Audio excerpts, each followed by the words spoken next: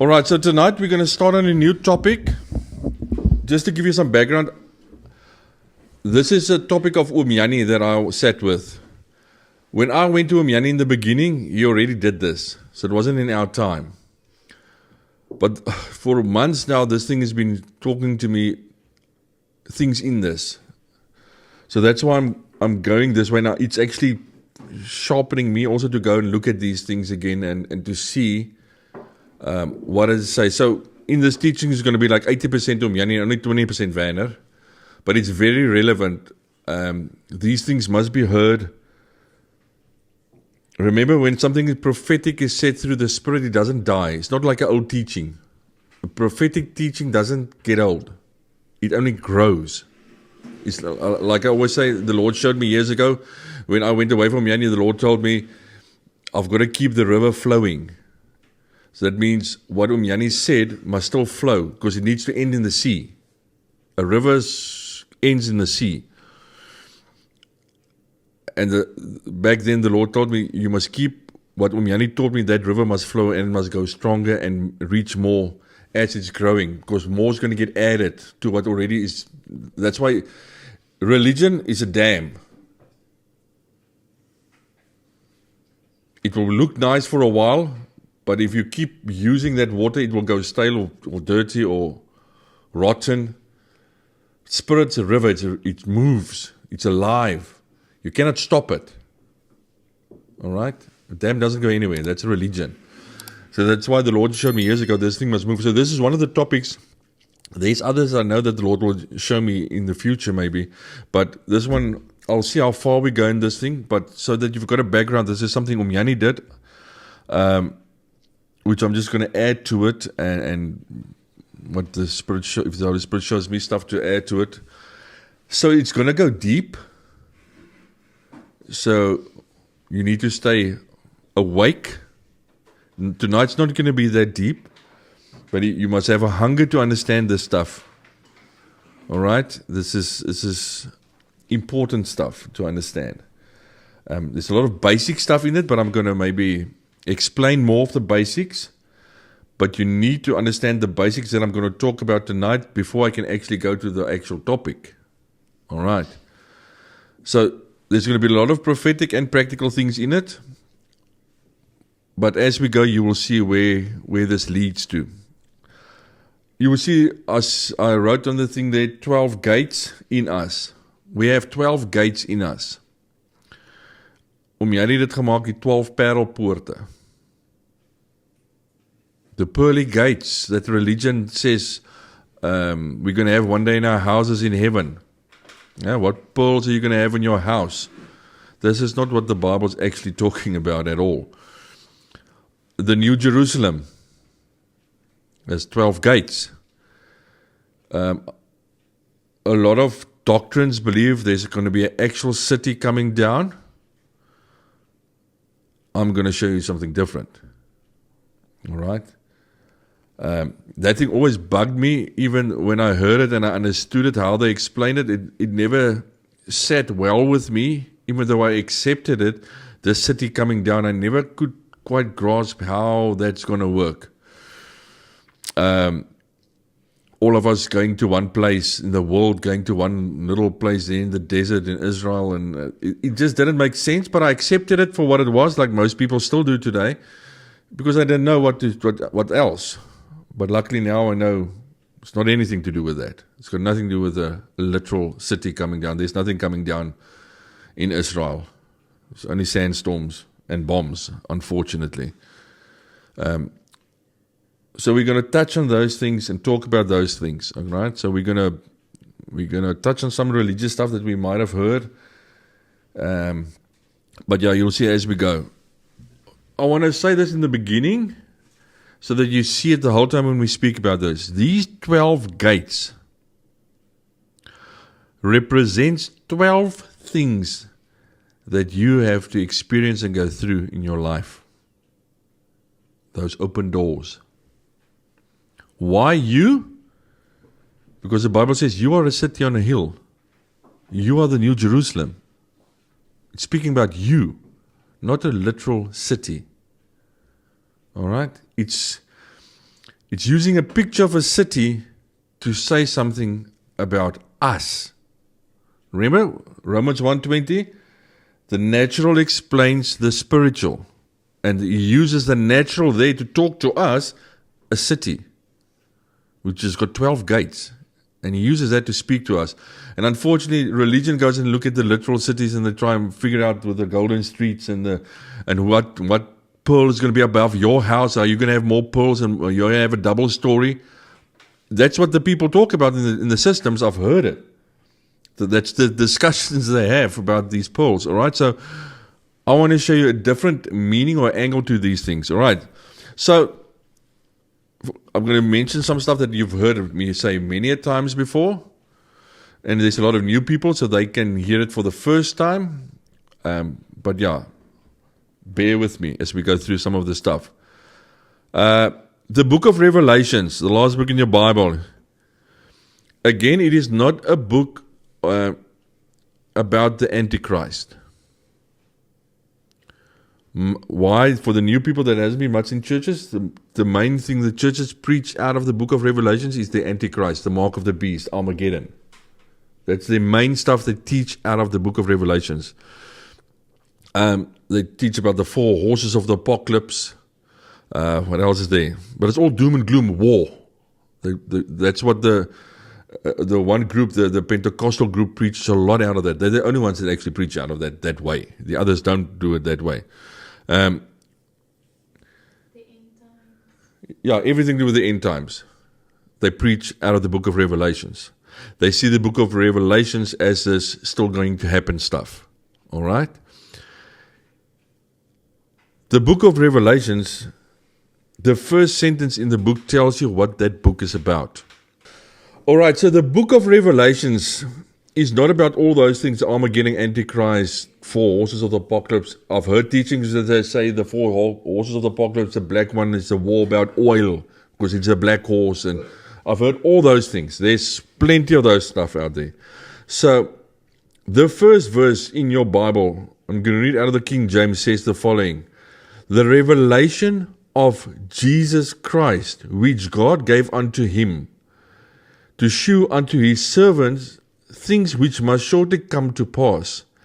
And he sent and signified it by his angel unto his servant John. He's saying this book that he's going to write now, John. He's sitting in the island of Patmos when he got this. He was caught up in the spirit to write this. He says, this thing I'm going to write now, this book of Revelations, I'm going to write it now. It is a book about the revelation of Jesus Christ. You will not hear that out of any charismatic church say that. But there it says it in the first verse what that book is about. It's not about the Antichrist, which they speak about 99% of the time. It's not about the mark of the beast. It says this book is about, like everything else in the Bible, Jesus Christ. I'm going to read out of the next translation. This is the unveiling of Jesus Christ, which God gave him to share with his loving servants, which is you. What must occur swiftly? He clearly made it known by sending his angel to his loving servant John. I've touched on that angel. That's actually not a literal angel. It's speaking spiritual language there, but I'm not going to go there now. Doesn't matter how you see it, but there is something in it that you must understand later. So, do you see the first verse says it's a book about the revealing. This translation says it so pretty. This is the unveiling of Jesus Christ. Where is Jesus Christ going to be unveiled? The Bible says in you. Christ in you, the hope of glory. Come on, don't tell me you've seen glory. This hope of glory, where is it in the earth? Because look how glory looked at Adam and Eve's time before sin was. That was glory. They had the fullness. We don't see that. We haven't seen that ever. So it still has to happen. But where is it going to happen? Everybody's waiting to happen outside. It must be a bright star or a city coming down or something happening. But yet it says it's the unveiling of Jesus Christ. Where did he decide? We did teaching this. Where did he decide to go? We're going to speak about it tonight. Think about it. Where did he decide to go? Because there where he went is where he's going to be unveiled, because he's still there. That's where, if you put something there, that's where you've got to open it then, a present. All right? That's why it's there. It's there for a reason where it is. Now, this John, when he wrote this on the island of Patmos, he wrote this book, and please, he did not write it as a prophetic book. Get that out of your religious minds. He didn't go there and sit and say, oh, thank you, Holy Spirit. Now you're giving me this prophetic imagery and I'm going to write it down. That's not what happened there. He didn't go there to write a prophetic event of in the future of something that's still going to happen. That's not what happened there. That's what man made it to be. So why then? When John sat there, he was witnessing everything that was taking place in that time. He looked back at all the awful stuff that happened with his people, the Jews, the persecution of the Christians. He was seeing that. Remember, this is not quite a time after Jesus is ascended that he wrote this.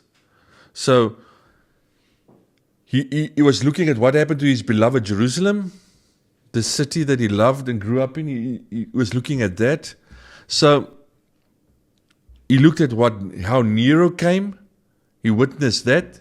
Nero came 70 years later, and he destroyed Jerusalem. For those that don't know, 70 years later, the Roman army came, they walked into Jerusalem, and they killed everything in front of them. The people were placed on poles for lights for the parties of the Romans. The priests were cut open on the altars in the temple for sacrifices. And that's why the Jews scattered all over the world back then. They were killed. That's why Jesus cried when they didn't accept him, because he knew that was going to happen. He told them it's going to happen in your day. Go read it. It's at Matthew 24. He said it's going to happen in your day. The people he spoke, he said it's going to happen in your day. And it did. 70, 80 BC, 80, it happened. So John knew all this stuff. So now he's sitting in the Holy Spirit starts showing this stuff. John had no reference to computers, to helicopters, to tanks. There was no reference for him to even think of those things, because there's nothing even closely related to any of those stuff. All right? Again, there was man-made stuff that we try and figure out, because we said when it speaks about this type of animal, that's a tank. And when it speaks about this type of flying animal, then it's a helicopter.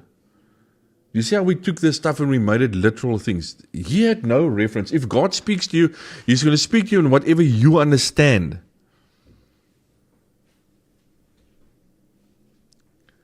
He's not saying stuff so that to change it in a way that it's for the future or something.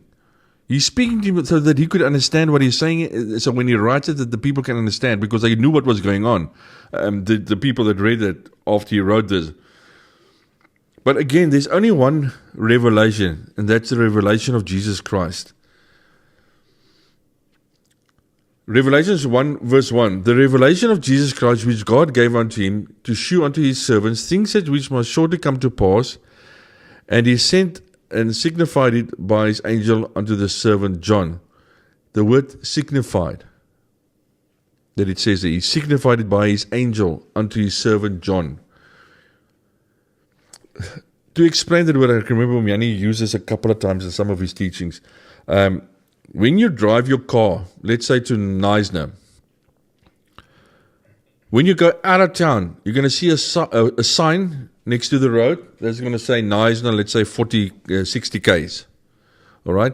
That sign is signifying there's something to come. You're not in Neisner yet. But it's telling you, if you continue this way, that you will reach Neisner. That's what the word signify means. There are signs that will tell you something. The sign tell you something that you must know. It's the same as sign language. Sign language is the same concept. That's what that word signify means. So it says there, everywhere as you as you came to pass, he sent and signified it by his angel. So there will be some stuff shown and happened that they could see it and what it's saying. So the whole book of Revelations, in other words, is a book full of signs, pointing to something. Not futuristic stuff that hasn't existed back then, like a helicopter. It is not pointing to a helicopter because God didn't speak to them in helicopter terms.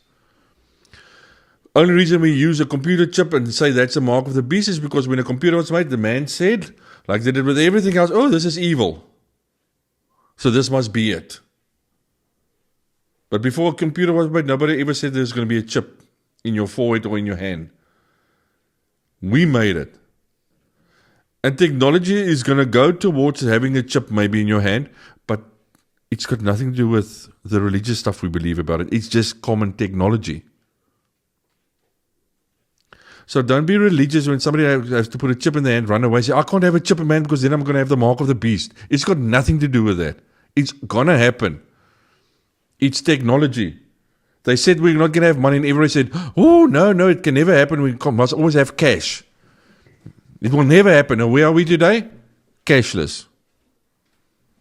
Is it because it's the enemy doing it? No, it's just the way technology works. And I've said it, you've heard me say that before. The enemy uses what the Christians brings up and thinks of. And then he uses that to make us believe even more in it. Because we come up with this stupid, I can't say anything else, these stupid things. And then the enemy says, oh, I will use that, thank you. So, if we read in the book of Revelations, if you read chapter 1, 4, and 5, it speaks about the 7 spirits of God. All right? I'm giving you an example here, making it practical, you understand it. In chapter 1, 4 and 4, we read about the 7 spirits of God. And then in chapter 5, we read that now Jesus have the 7 spirits in him. And it gave him 7 horns and 7 eyes. So how is this possible then? Is he a dragon? Is he what is he then? If we make it like they want to try and figure this stuff out. It's signified, it's sign language, it's saying something. It's not going and trying to figure out what the animal is here. All right? You've heard me say this for the new people. How do Jesus have 7 horns in him and 7 eyes? If he has the 7 spirits in him, what is it saying? Remember, it's sign language. Revelation 5 verse 6. And I beheld, and lo, in the midst of the throne and of the 4 beasts, and in the midst of the elders stood a lamb. Who's that lamb? Jesus. We spoke about it when we did Passover. And it had been slain, having 7 horns and 7 eyes. So this lamb's got 7 horns and 7 eyes. Now, how are you going to figure that one out? Are that now spiritual, not spiritual? Everything is sign language. Everything is sign language. Which are the 7 spirits of God sent forth unto all the earth. So the 7 spirits are sent unto all the earth. What is it saying in spiritual language? In other words, image language, prentjietaal.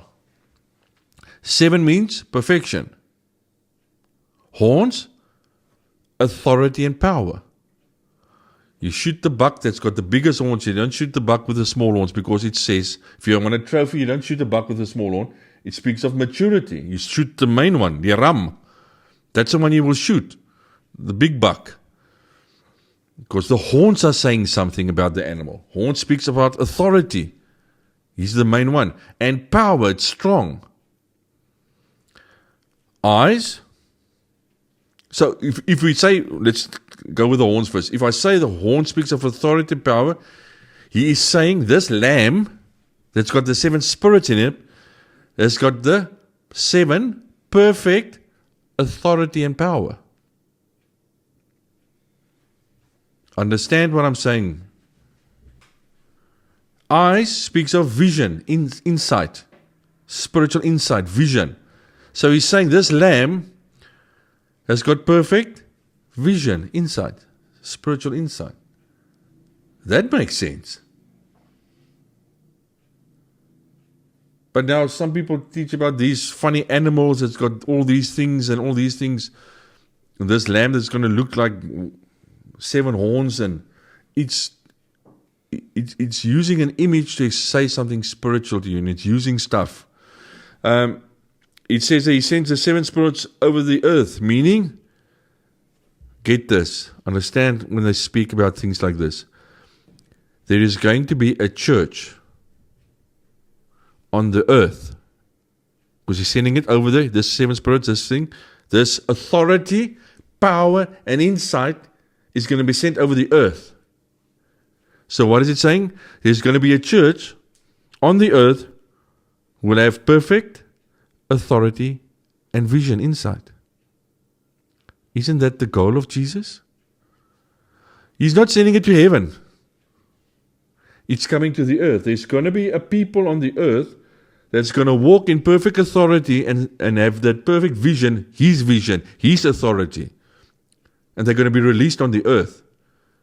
Do you see how you must read this stuff and understand this stuff? And you don't have to have a IQ to understand this. This is for anybody. You can be a person that cleans the streets and you can understand this stuff because it's using images that we all understand. You don't have to go do a doctorate degree in theology. This is made that everybody can understand it. Doctrines make you want to go study stuff. This looks at tests your spirit, because this is common knowledge stuff. Everybody knows what's a horn. Everybody knows what's eyes. You don't have to go do a doctor's degree to understand what's a horn and what's an eyes. Be a doctor, even in the natural.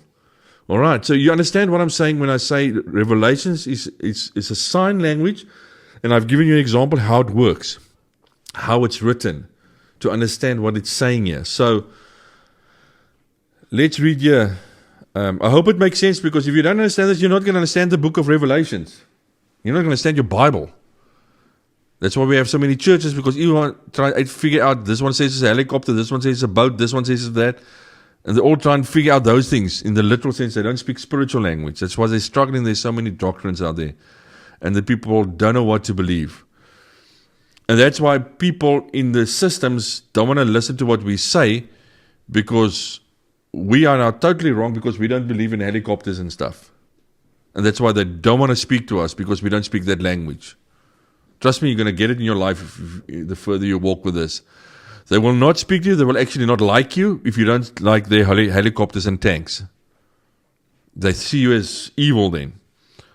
Right, now you've got that foundation. So you've got to have this foundation the whole time we go through all these teachings that we're going to talk about. The next thing, Romans 8 verse 18 and 19 says, I consider that our present sufferings are not worth comparing with the glory that will be revealed in us. Now, ask the question, who have seen any human being in the last 2,000 years having glory in them? Have you seen somebody like that anywhere? There's been glimpses where people have experiences of glory over the years. And that glory could be like, there's people that were shining for a short while. There were people that had lots of healings, supernatural healings for a short time. Everything was for a short while. We got a glimpse of what's to come, then it goes away. Got a glimpse of what's to come, then it goes away. It happened everywhere. But it says here, the present sufferings that we are suffering now here on the earth are not worth comparing to the glory that will be revealed in us. Where is he staying now? In us. Paul says, Christ in us, the hope of glory. So if he's made his house in us, something is going to happen with us. Because that's where he is at the moment. Jesus' body, the person, went up in heaven. His spirit stayed on the earth. Christ never left planet Earth. Jesus, the physical person left, he left his spirit. That didn't go anywhere. Actually, it did. It went from the temple into you as a human being. It moved house. His spirit, in Genesis, God said, build me a place where I can tabernacle with you. I can stay with you. They built him the ark and the temple and everything. Then it moved to Solomon's temple. Spirit moves over and it stays in Solomon's temple. That gets destroyed. 70 AD comes the Romans. They wipe the temple of the face of the earth. God did that. He used the Romans, but that was God's plan that thing must be destroyed because he's not going to stay there anymore. He doesn't stay in it. That's why he says, I don't stay in anything that's built with a hand, with human hands. He made sure that the Romans destroyed the temple because people say, oh, those blooming Romans destroyed the holy temple. And the Jews are crying because their temple is broken. And they don't realize God used the Romans to break down the temple because it's not holy anymore. Because he decided then to move again. And he moved into man, into us. He jumped every time from home to home till his end place to abode in, to stay permanently, and that's man. His spirit jumped every time. That's why everybody in the Bible says, it's in us, it's in us, it's in us. It's not happening somewhere, it's not happening at some place. It's not going to happen in Jerusalem, it's not going to happen in Joburg, it's not going to happen in London and America. The revival is going to happen in us. Stop looking for revivals. We've had beautiful revivals over the years, and there will still stuff happen, some stuff will happen, but that's not what the Bible's talking about, this revival. Because every Pentecostal preacher that comes says, now we're waiting for the new revival. And then they think they're going to bring down the revival. It's going to happen in a people, in a church that's going to walk in the authority and the power and the vision of Jesus Christ on the earth. It doesn't say you're going to fly with it away. That word where it says it will be revealed in us. That's that it will be revealed in us. It says there, where is it now? The creation waits in eager expectation for the sons of God to be revealed. So, I'm going to read the whole thing. I consider that our present sufferings are not worth comparing with the glory that will be revealed in us. The creation waits in eager expectation for the sons of God to be revealed. A lot of people are claiming they are sons of God. I don't want to say their names. They're very well-known evangelists and stuff. Let's say they are sons of God. They are sons of. We are not sons of God. That word sons is heios in Greek. Mature. Jesus was a heios. There is no man that's a heios. We're not that mature yet. A heios actually means that maturity, that sons. Some translations will say children. Go look at the Greek, it's heios, it's wrongly translated. Some will say sons, some will say children. Always check that because it plays a huge role which one is used where. Because it's saying something when it's sons and when it's maybe younger children. But that word heios actually means it's the one who reveals his father's nature and character. That's what that sons of God means. It's people, a person that will reveal his father's nature and character. So it says there, the creation waits in eager expectations for people who believe in God, that we just read, it's going to come to the earth, and they're going to reveal their father's character and nature on the earth. How are they going to be able to do that? Because he's in them. And he's going to do something one day with that. He's not staying in us so that we can go to heaven. That wasn't the end goal. Now please, basic stuff. We are all born again. That happened the day you accepted Jesus as your Lord and Savior. The moment you are born again, Jesus' seed was placed in us. That's why we impregnated with him. So we carry seed in us, the Bible says. Jesus' seed. That's why we are children of God then. because we are carrying His seed now in Christ in us. None of us are yet sons of God. All right? None of us are spiritually mature. Only Jesus was spiritually mature. He's the blueprint of sonship. Jesus. In other words, what did Jesus do? His Father's work. He showed His Father's work and authority and power on the earth. So, something still needs to happen on this earth according to all these scriptures we just read. It says creation is waiting for these sons to come forth because it hasn't happened yet. And it says on the earth, not somewhere up there. It says it's got to happen here. Let's read further in Romans 18. The creation waits in eager expectation for the sons of God to be revealed. For the creation was subject to frustration, not by its own choice. Why? Because Adam sinned. But by the will of the one who subjected it, in hope that the creation itself will be liberated from its bondage to decay and brought into the glorious freedom of the children of God. Okay, so that's why you must understand why we are truly free in Christ, that we are these children that are free in Christ. We're not caught up in doctrines, festivals, anything. We're in relationship, and we use those things in our relationship, but we don't do those things because we must do it. We don't do Passover when it's the date of Passover. You do it that day to honor it, but it's everyday Passover. He's everyday your lamb. All those things is a daily thing. It's not a one-day thing. We talk about it that one day just to honor it and teach on it, but it's Jesus is every day my lamb that was slaughtered, the blood on the doorpost. I don't need a day to tell me that. I'm free. He's every day my lamb. I use His blood every day on the doorpost. All right? We are free. We're not tied to these things and dates and festivals, but we use the festivals in our relationship, the dates in our relationships, and you make it special what you want to do with it.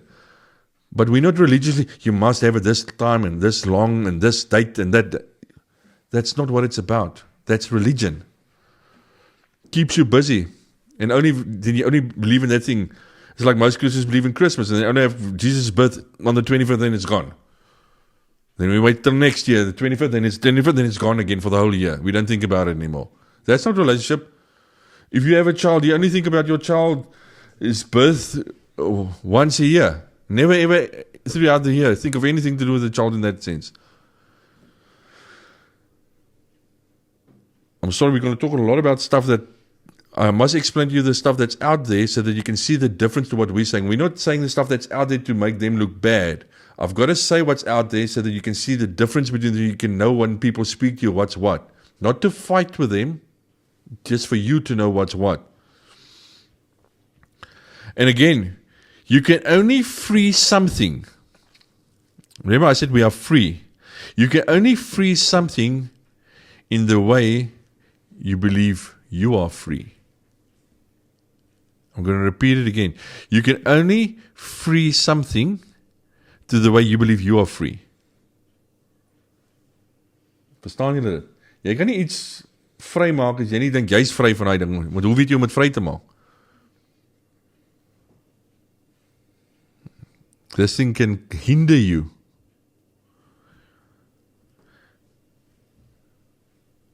And if you understand what I just said, and you understand that freedom that you get, then you can become an instrument of God on the earth.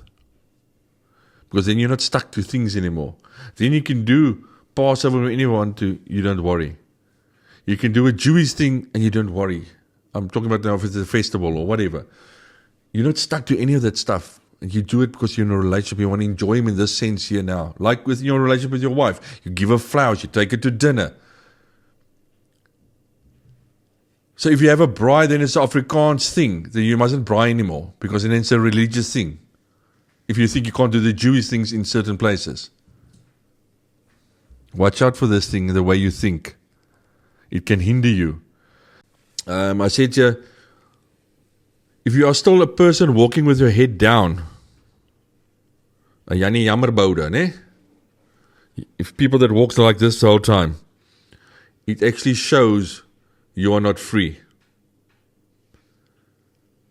We don't get upset with petrol prices. We don't get upset with the war, with Trump, with Israel, with anything. We know it, but we keep our heads high because He promised the earth will be filled with His glory. That's why we can lift our heads and we don't bow to any of this stuff. Oh, the petrol price is going up. How? It is bad. We all know that, but we don't walk in that. That doesn't determine who we are. Petrol prices and conflicts and stuff. Because there's always conflicts and stuff. And the more stuff happens, the more the church will say that's now the Antichrist and the whatever, and there's the new this and the new world order that. They will use all those stuff. Every time somebody makes war, that's the Antichrist. Every time, since the early 1900s. Everybody's been called the Antichrist. Hitler, Osama bin Laden. They've all been called the Antichrist. And they had more reason to call them the Antichrist. I mean, there's no bigger person to be called the Antichrist as Hitler. And he wasn't the Antichrist. Now it's Bill Gates. Then it's Elon Musk. And we're going to try and figure out all these things, and we're always wrong because it's a spiritual thing. It's not a natural person. All right. So,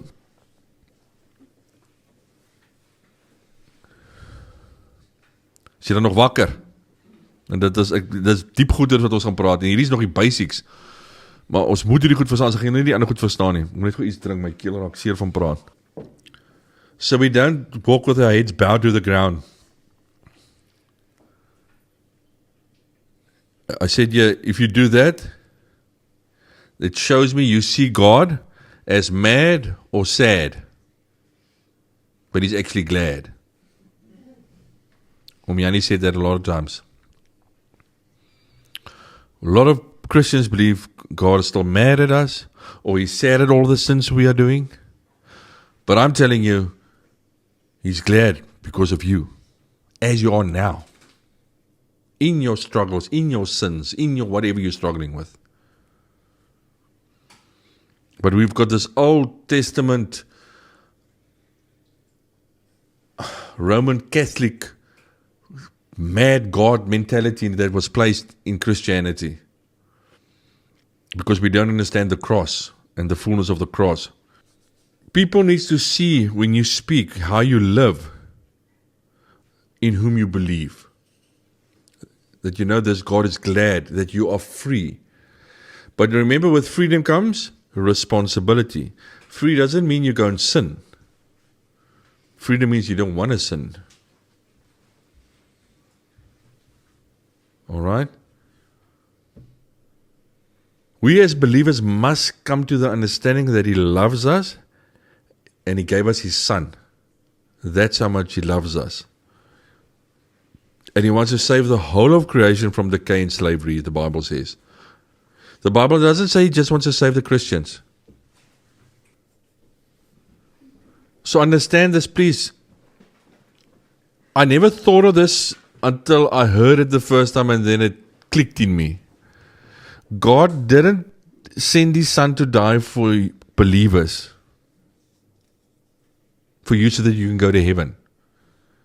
His Son died for all of us because we are all sinners. The only difference between you and a non-believer is you accepted Jesus and they haven't. That's the only difference between you and the other person.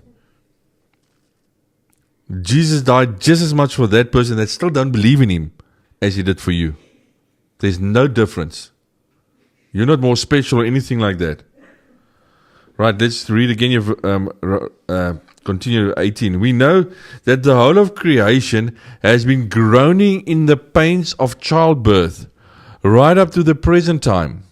Not only so, but we ourselves, we have the first fruits of the Spirit.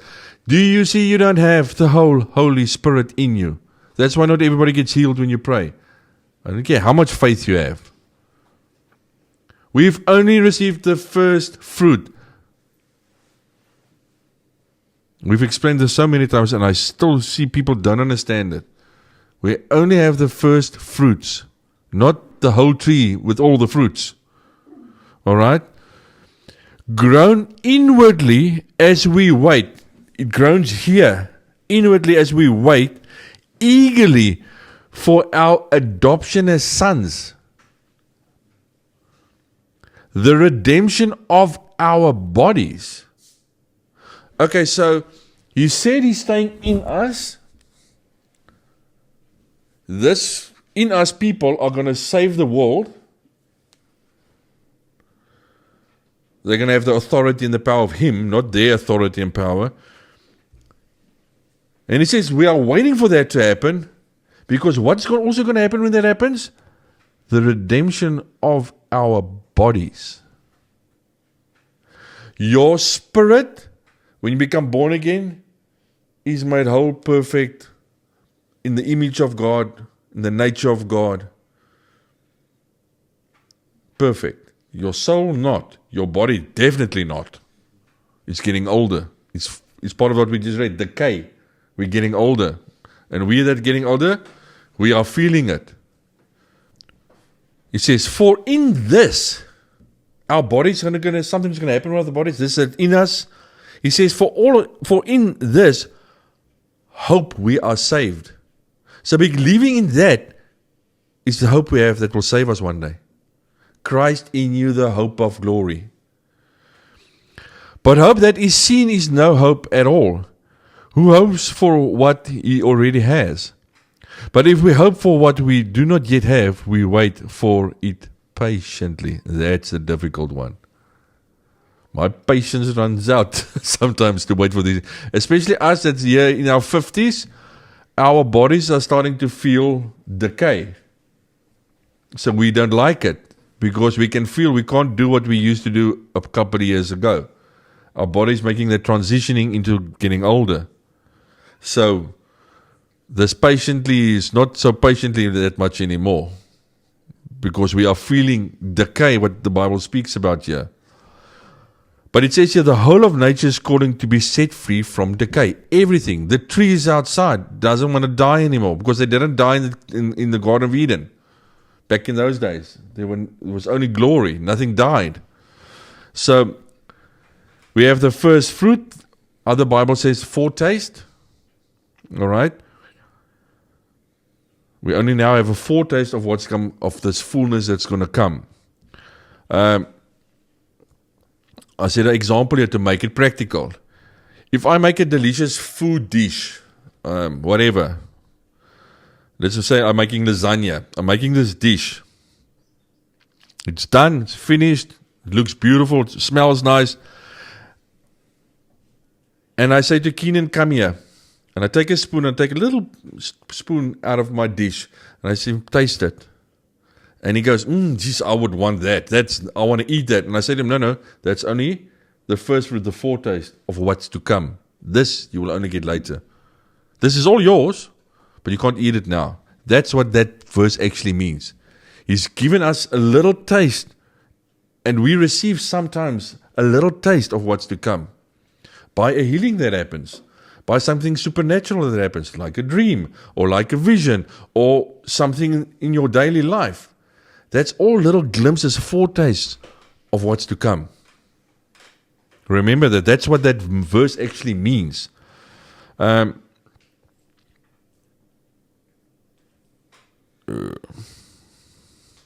God has given us a foretaste of His Holy Spirit's power. But it's only that little bit. Because, if what we have now is the fullness, we're going to have problems. How can this be the fullness? The world's broken outside and it's not getting healed at all. I saw this sign today. I actually took a photo of it at the airport. It says, our planet, our power. It's to do with, green planet, cleaning the planet. And I look at this thing and I think, man, this is so wrong. It's not our planet. It is not us doing anything with it. It's His. But the slogan is everything is man. Me, myself, and I. We are controlling the planet and we are healing the planet. And it's not. It's His. But it says there it's our planet. So God gave us this foretaste of this Holy Spirit's power and authority and everything that we are carrying in us. You've got that whole plate of lasagna in you. But you've only been allowed to touch and eat that little bit to see what is it. And every now and then it gives you a little piece to eat again. But we can't use the whole thing again to feed everybody. So, and if we look at these glimpses, those of you that's prayed for people that might have received healing or something, that's how it makes you feel. That's just a glimpse of what's to come. Can you imagine what is to come? We can't actually. But it says, then the redemption of our bodies. Something is going to happen with the bodies. Colossians 1:27 says, Paul, to whom God would make known what is the riches of this glory of his mystery among Gentiles, which is Christ in you, the hope of glory. It's a mystery that has never been revealed before. Paul said this. Nobody knew this. Jesus didn't say that to his disciples. None of the 12 disciples knew this. It wasn't revealed to them yet. Paul received this revelation, Christ in you, the hope of glory. And that's what Paul spoke about the whole time. Because why? He got a very big revelation. But then we only want to teach what Jesus and the 12 disciples said. There's churches that only do that. They never got this revelation. There's stuff that they said is also true. But there's this that came afterwards because the season wasn't there for this to be said with the 12 disciples. Paul had to release it. All right. So remember, your spirit is saved. Like I said, perfect in the image of God. That's why it says you are made in the image of God. It's your spirit. It's not your body. Your body is made in the image of your mom and dad. Your soul is in the process of being saved. And our bodies is going to be saved. We are made in threes. He's going to repair and restore all three. He's not just going to do one thing or two things. He's going to do all three. He always works in threes. That's why we are made in threes. So, that means we have everything in us in seed form.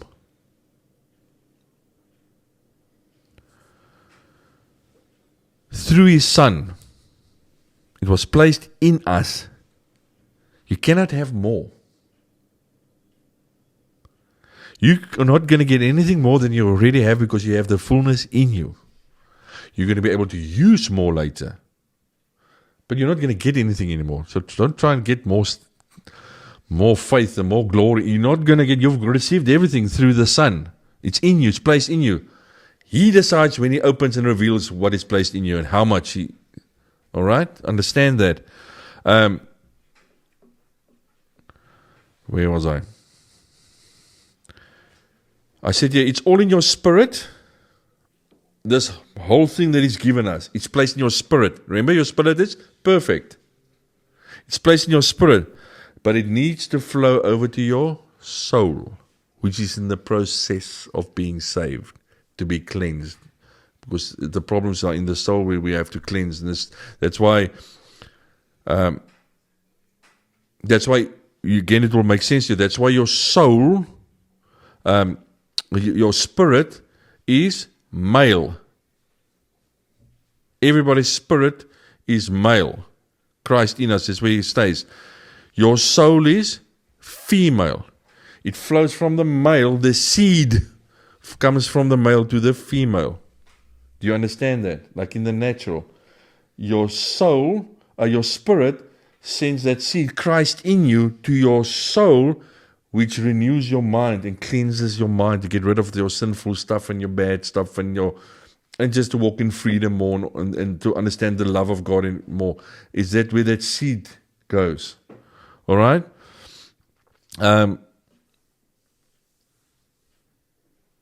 So that seed must actually fertilize, impregnate your soul with him. That your soul becomes like him. That's the goal, to become like him. All right? And then the body will carry the result, which will be what? A baby. Christ. We are impregnated with Him. When that soul is fully under the control and cleaned by your spirit, your body is going to be redeemed. And that's going to happen in one instant when He's going to do that. Exodus 25:8. We spoke about this now. And let them make a sanctuary that I may dwell among them. Old Testament. Make me a sanctuary. I want to stay there. In Exodus, God says it to the Israelites. Build me a place where I can stay. 2 Corinthians 6 verse 16. New Testament. And what agreement has the temple of God with idols? For ye are the temple of the living God. You are now the temple. He said there, build me a place. And I just said to you, He moved from that place to that place, from that place. And now He says, and what agreement hath I with the temple of God, with idols? For ye are the temples of the living God. As God has said, I will dwell in them and walk in them, and I will be their God, and they shall be my people. And we want to look at a physical temple. He's talking about you. That's why when He threw over the tables, He was talking about you. You are that temple. But we are going, oh, the churches mustn't make money. Yeah, they mustn't, but that's not what it's talking about. It's talking about you. You are the temple. When He uses a temple example in your Bible, He's actually talking to you because you are that temple. So please, where is He living? He's living in us. He therefore needs a house, and He chose you as His house. He wants a place to stay. He said, build me a place. That's why the tabernacle is the image of you. Every furniture piece in the tabernacle speaks to you, what you go through, your life. Get baptism, find Jesus your Lord and Savior. Be baptized, filled with the Holy Spirit. It's the 3 rooms. Each to do with your body, the 3 rooms. Everything from the beginning, He was hiding you in the tabernacle, where He knew He was going to come and stay one day. You were hidden in all those things, and He's hidden in all those things.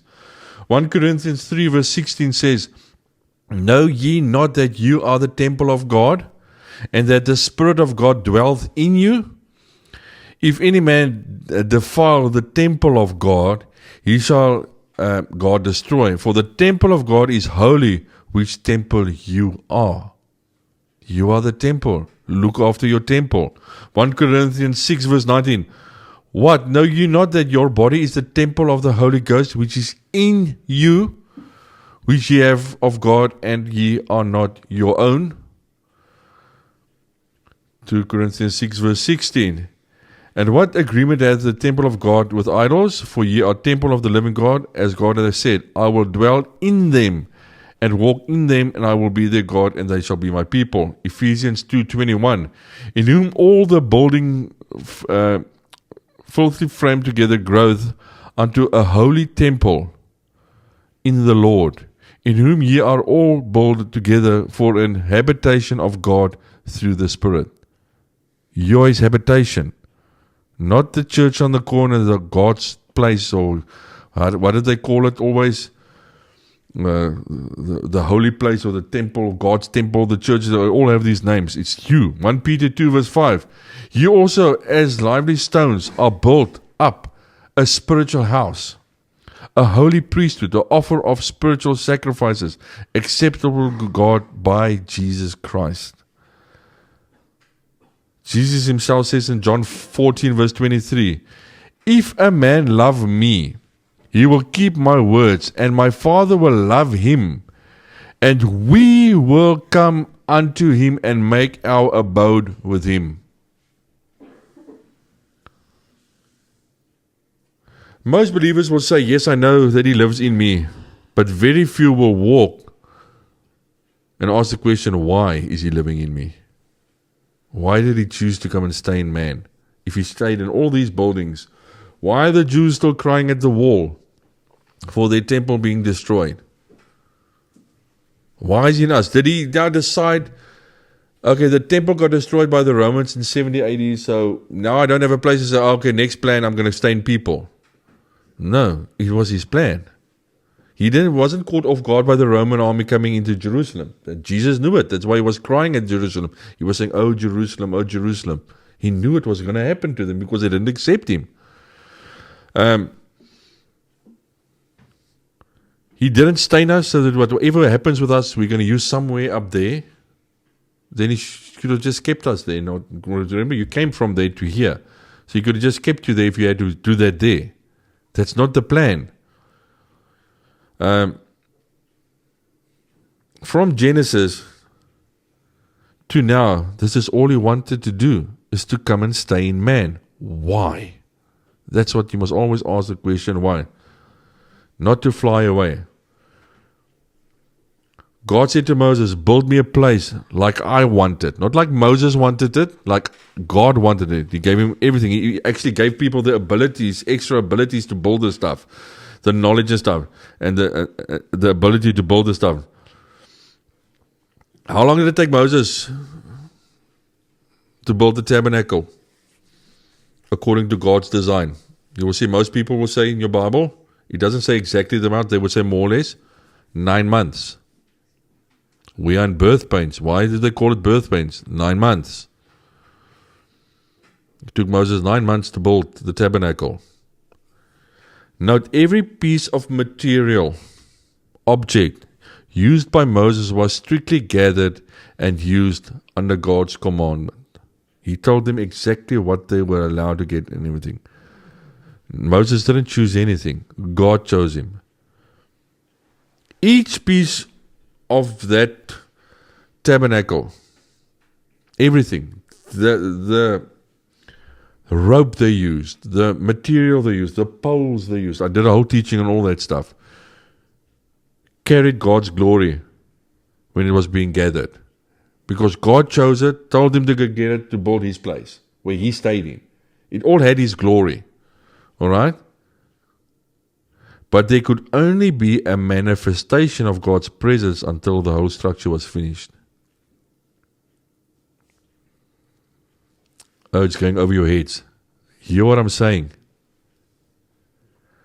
Only when it was finished, God's glory manifested in the temple. They all carried the whole time his glory, but it only became visible, usable, when it was finished and the building was done. It's going to happen again the same way. We all carry God's glory in us, bits and pieces. But on that day, when he comes and he brings his fullness in and he manifests it, it will be visible. It was visible for everybody to see. It wasn't hidden. There could not be a manifestation while the structure was being built. You are still being built.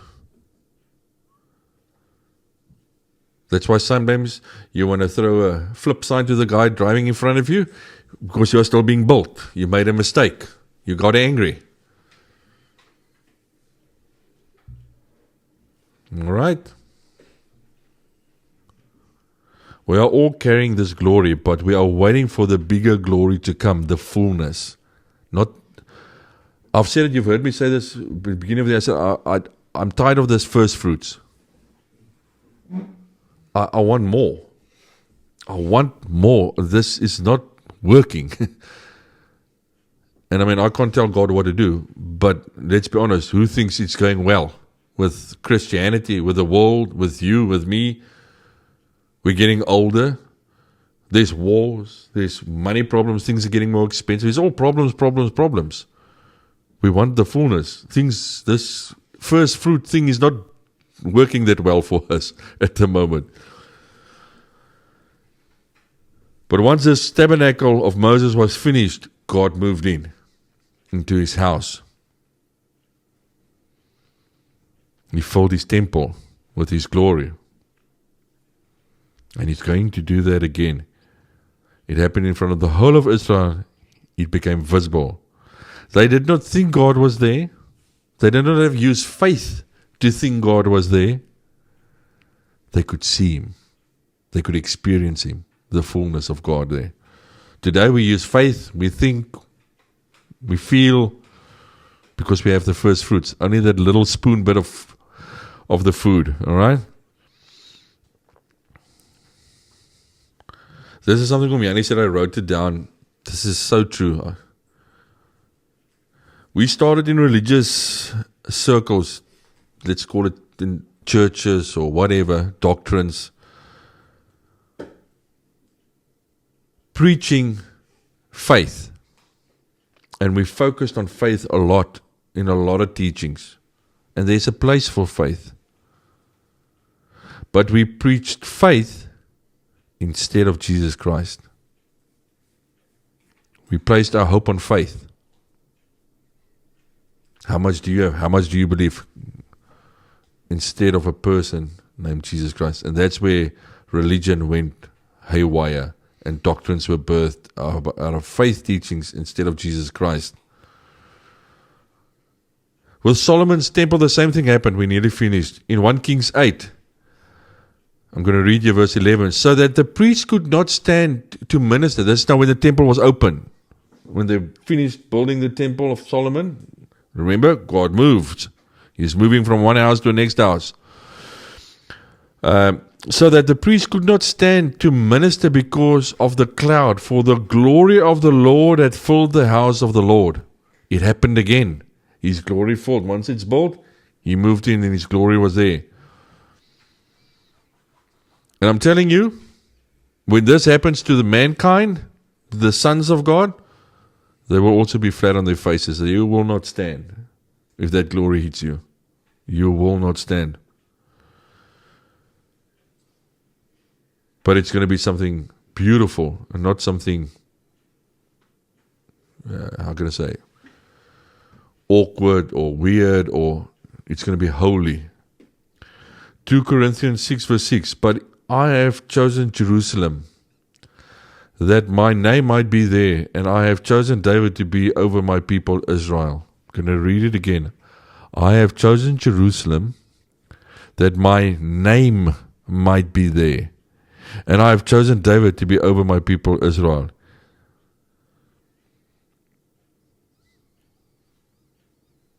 He said, in Jerusalem, in that city, my name will be there. I've said this so many times to new people, your name speaks of character and nature. Your name means something. So Jerusalem was to mean what God's character and his nature was. So, in us, where he's staying now, as we are sitting here, you are carrying his name. As you're sitting, Mariska, Yesera, Aubrey, we are all carrying his name. But on one day, that name will become fully manifested in you. You that are the Jerusalem, the temple, well, like this verse says, I've chosen Jerusalem, I've chosen Mariska, that you might be there, and I've chosen you for my people to carry my name. That means there's going to be a people on the earth that's going to carry his character, his nature, his authority, his insight on the earth. And he calls them a city, Jerusalem. A people, a holy people. And he's waiting for that people to grow until he decides the day where he is going to move in the fullness that is there. A house is built for somebody to stay in the natural. It's the same in the spirit. Like we sometimes have to move from one house to another house until we find the place where we want to settle. Look at your parents, young people, older people. We've moved, and then we settle. And that's our house, our home. He had a house, and he moved in you and he made you his home. He's not going anywhere again. But he's going to finish that place. He's going to manifest his fullness, his glory. The reason he stayed and chose mankind to come and live in, he's going to do something with them. And there's a walk that we are going to walk, and it's going to go through your 12 gates. Those experiences. And it's going to change you to walk in what he's called you to walk. In those 7 spirits, in other words, to walk in that authority and power on the earth, not somewhere when we fly away. It's going to happen here. He's going to want to save his people here. We are not a special group, an elect group. It is those that are in relationship with him that he chooses. Not what you believe, it's who you believe. Your relationship. That makes him stay in you, and the way you deal with that makes it. If you just believe him as your Lord and Savior, you're not going to see the fullness. You need to grow to maturity to be used for the fullness. It's the same in the natural. You cannot use a child that stays a child to one day drive a motor vehicle. The child's got to grow, take responsibility and grow so they can have the responsibility one day of giving him the key to drive the car. But if he stays a child, you can never trust him because he's not mature enough. Not that he's evil or wrong, he's not mature enough to drive that car. And I don't think, if you hear what I'm saying, that anybody can sit here and say, or listen to this and say, I don't want to drive that car. I want to be used. I want to be the vessel to one day allow him to bring that fullness that's placed in us to the forefront so that it can be used in me. That's why he chose you. Next week we're going to continue on that to build up to this. I know I've said a lot tonight, and some of the stuff we've spoken about many a times before. But these are foundation stuff. If you don't understand why Christ is staying in you, you're not going to understand the manifestation of Jesus Christ in man. You must understand why did he choose us. Go try and tell a normal Christian that God broke down the temples and that stuff. They don't like hearing that. God didn't make mistakes.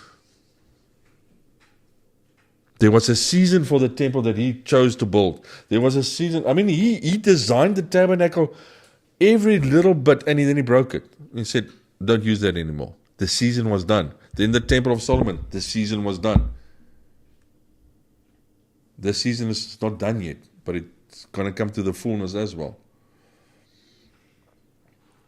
It wasn't the Romans that came that called God off guard and broke his temple. Now everybody's crying about the temple. I feel sorry for the people that are doing it, but they're missing it. And that thing is keeping them in bondage. That's the whole idea, is to keep people in bondage when you don't understand this. Because if you understand why Jesus stays in you, what he's going to do with you, how you are free, that brings freedom, that brings peace. You can relax. You don't have to do 7 Hail Marys, this and 10 this, and have this feast, and don't miss this thing. And it's got nothing to do with that. It's relational.